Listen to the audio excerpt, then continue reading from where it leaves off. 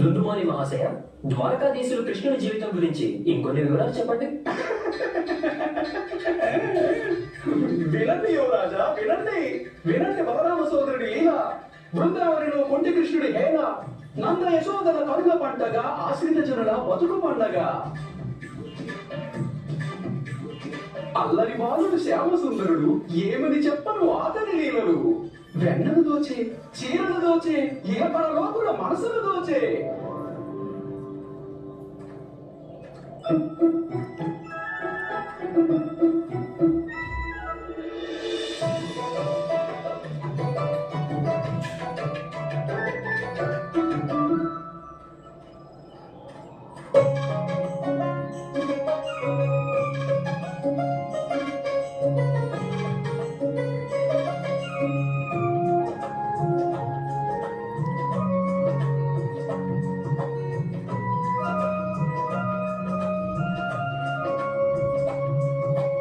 త్వరగా వెళదామంటే వెనక్కి తిరిగి చూస్తావేంటి కౌముది?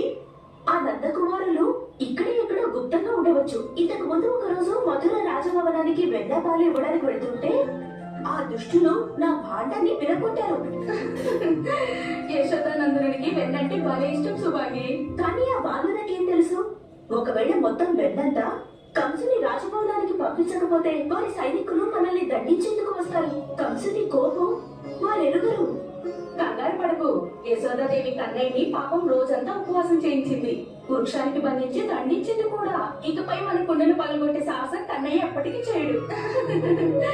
కృష్ణుడు ఏమేం చేయగలడో ఈ గోపికలకేం తెలుసు? బలరామ, కృష్ణుడు ఇప్పుడు ఇక్కడ ఉండుంటే తన